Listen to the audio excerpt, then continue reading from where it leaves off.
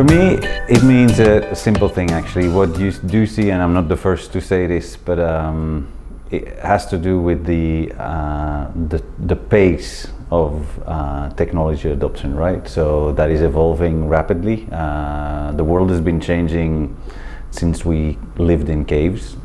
It's a good news, otherwise we'd still live in caves, so that's good.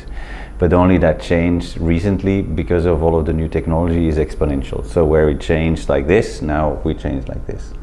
And that is what causes this more disruption feel to whatever is new, because it's so fast, because the change is happens to be so fundamental that it impacts our business, the way we communicate, the way people behave, much faster than we as humans sometimes, but especially as businesses, can get our grips on. So, and obviously you get new players in the market that have no legacy, that use some of that newer exponential technology in a new way, and obviously they come up with business models that are more disruptive. So that's the age of disruption is coming from that exponential change that is making so many changes so fast that it's difficult to manage. It feels very disruptive. It's not a linear process. So thank you.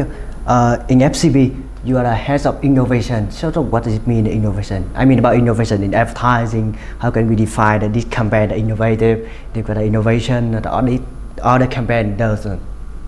Well, for me, innovation is around creating value for consumers. That can be customers, that can be potential customers, whatever, through, say, the execution of ideas, but in a new way.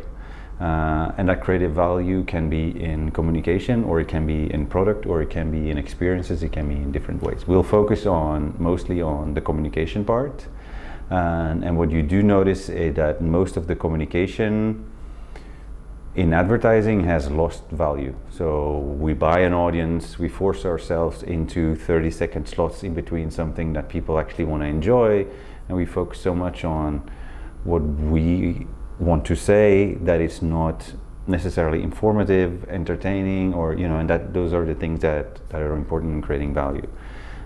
So by doing either traditional things in say traditional media, whatever, in a new way, you're innovating, or you're finding newer ways altogether to connect brands with consumers, new channels, new media, new technologies, etc. But still, so it makes sense, not just technology for the technology. But if you see people are, if you know that people are waking up with their mobile phone, that is the first thing they check is Facebook, and you know that one of the things they need to do in the morning is put on makeup, maybe that's a good moment to talk about makeup, and you can be way more relevant than just make a 30-second message about yourself that is not entertaining on TV. So that is, for me, is creating value in a new way. That's what we try to do. So that doesn't mean that innovation is not only about technology. No, if you can, that's why you can be innovative in TV or in film as well. I think the example like we did for Vietnam like the commercial we just made, is an innovative take on a more traditional medium through the through the entertainment value that it offers, and the way how you not necessarily just talk about here is my product, but make it in a funky way so people first of all get to learn your name and how to pronounce the name, and all of a sudden so that, I'm not saying that's huge innovation, but that is an innovating thing in a traditional space. The example of, let's say, what we did for Pepsi around TED is a more innovative way of communication altogether, and their technology is involved. In the first example is not involved. Again, connecting consumers, see how you can create value. If you know that TED is about reconnecting with your family, etc., and then you realize that more and more people are actually not taking that connection in because they're on their personal device. How can we use those devices to create an experience where you have to connect the devices again? so you link what TED is all about, what the brand is about in a new experience, so it makes a lot of sense, and that's entertaining. Okay. New value. Okay. And you know that nowadays the client always expect that the campaign that a good, cheap, and quick execution. But how can we? Any advice for you for that agency? How can we apply the technology, apply the high tech innovation? Well, I know what you mean, but I don't necessarily agree. I know there's a lot of push in getting things done, get more things done cheaper, but I don't think that's the essential problem. It's sort of how it gets translated to us. But the core problem is that brands notice that they cannot do only that traditional communication piece anymore, that they have to do all of these other things in all of these other channels. They're not ready to let go of the traditional way because they know that works, but they know they have to add all of the other pieces. But they have not more money. So they just want all of these for the same amount of money.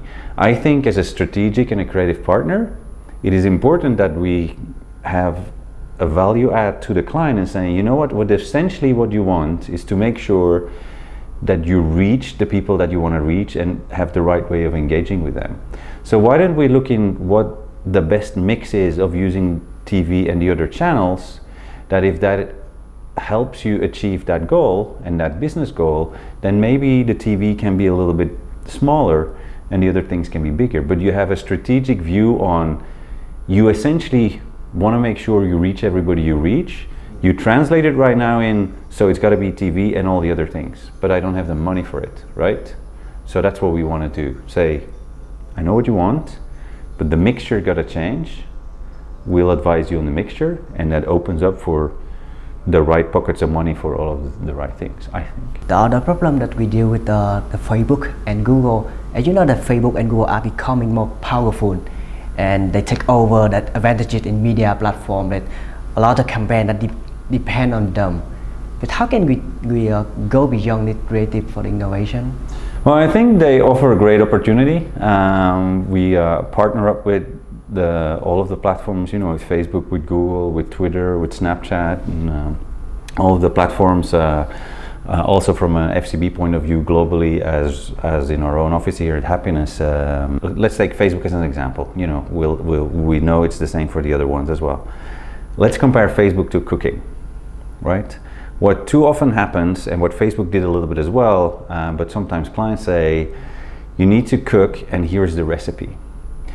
I think that's not the best recipe.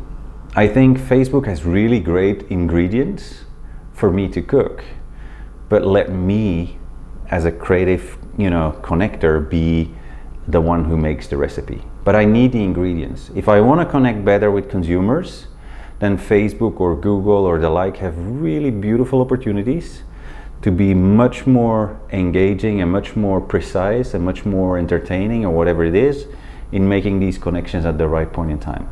If a TV will always be a time slot to a large sort of undefined audience, women 18 to 40 years old, that's not really that's too big of an audience, that is the target. With the platforms, you can know that if, say, a woman or a man opens up their mobile phone on Facebook in the morning, which is pretty much one of the first things they'll do, they want to find out if there's anything they missed of what happened overnight. It's a quick check. It's the first thing they do, but it's a quick check. If they open it up on 8 p.m. in the evening, or 9 p.m., whatever the time is, that's after dinner, kids have done with their homework, you're done, and so you want to be relaxed and entertained. So knowing that channel, knowing what I can do, is pretty different there than there, and opens up huge opportunities that traditional media cannot offer. But stick to the ingredients, I'll make the recipe, don't tell me what the recipe is. And if you understand the ingredients, not Facebook or Google will sometimes define how you need to use it. That's for me the recipe. Don't tell me how to use it. Tell me what you have and how people use your platform, and let me be the creative person that'll do a spin on it. And again, even if those are innovative platforms, if you want to stand out, which is what we want to do for our brands, then you have to have a different take on that. You're not going to say, here is how everybody else is doing it. It's fine for everybody else, but I will do something different. So it stands out. And I will not use it just because everybody else is using it as well. If tomorrow for a campaign we see no value in having Google as a part of the campaign, then it won't be there. So it cannot be like, it always must be for so much percentage, but just the same, also TV cannot be always at least for so much percentage. There's a certain thing you want to achieve, and there's a certain way you want to connect with consumers to get the best result. And let us try and figure out what the best mix is of all of the ingredients and put that in a really beautiful creative mix. But I don't believe that you cannot be creative because there are so many, because the formats get shorter, or we see really beautiful examples of brands doing really beautiful creative stuff in short formats that are sort of away from what people always say you need to do there, and that stands out and it's possible. So I don't think, yes, they're important, but they don't dictate the market unless you let yourself, being dictated. I think they are necessary, offer great creative opportunity, but you still want to be the one that defines what is where in the mix. Okay. The next question, that do you believe that innovation and technology will affect the agency model? It will totally affect the agency model. I see, and obviously I'm responsible for a part of it, but I see our agency change every single day, every single week. And I can say you don't change that much, but we literally do. I was thinking about, we have a new model in called Happiness Works, where we combine the content development, which we now do in a different way than like concept development, which is the bigger ideas, content development, together with the performance person. So you have a faster turnaround of content and online media buying to do that differently. We have our own VR and AR production capabilities, and we do VR production for clients here in Belgium, but also we're doing projects for clients in the United States, for instance, with something that we've changed. We see that the way strategy works with account management is changing because of the importance of strategy in necessarily combining all of the possibilities clients need to do.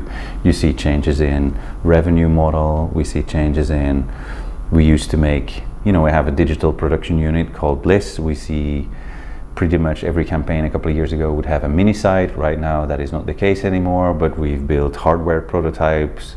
We're building mobile application. We're building, we're building some machine learning prototypes for clients. So, and these impact hugely the type of talent you have in the agency, the way you organize, how a project goes from A to B. So yeah, that innovation is constantly, and it will have an impact on revenue streams and revenue models as well. So we drive a lot of change in the agency.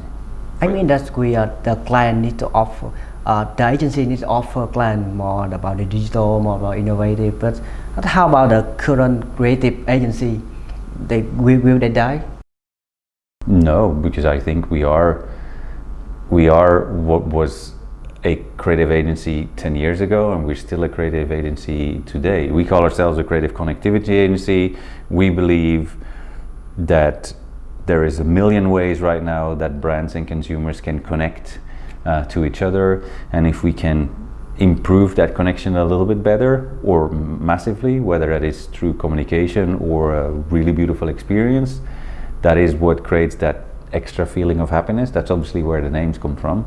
But we are a creative connectivity agency, meaning we believe if we use that connectivity, a lot of that is changed through digital and technology.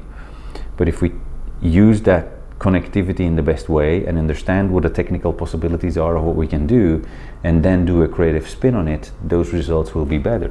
It is proven that creativity has an impact on the bottom line. If you're more creative, you stand out, you get better business results. So this is not about the life and death of a creative agency. This is about how much you understand how much technology and digital has changed people's lives, and therefore how it has opened up opportunities on how you can play a role in people's lives, or how you can communicate differently through that, and then still do that in a creative way. Otherwise, we're all doing the same thing. Innovation for me also is about creating new ideas, right? Innovation is essentially a creative way of thinking. It's not just a technology use of thinking. It is doing something new. So I think we fondly believe in creativity. I don't think this is the life and death of creative agencies. If you match creative agency with being traditional TV, then you're in trouble. But not because you're creative, but because of sort of the single focus of what it is that you can do. Okay. How about the creative person? I mean that example that this guy, the creative person, they don't have any knowledge about technology, IT. So how can they improve? Well, it's funny that you ask, because we believe in I think it's really cool if a creative person is what we call a digital virgin, meaning I don't want my creative person to know all about the technology. Okay. The advantage of what I have is that I know a lot about technology. The disadvantage of that is that I also know what the limitations are, right? Meaning, if I know what the limitations are, or what I think the limitations are, I cannot think of ideas that go beyond it.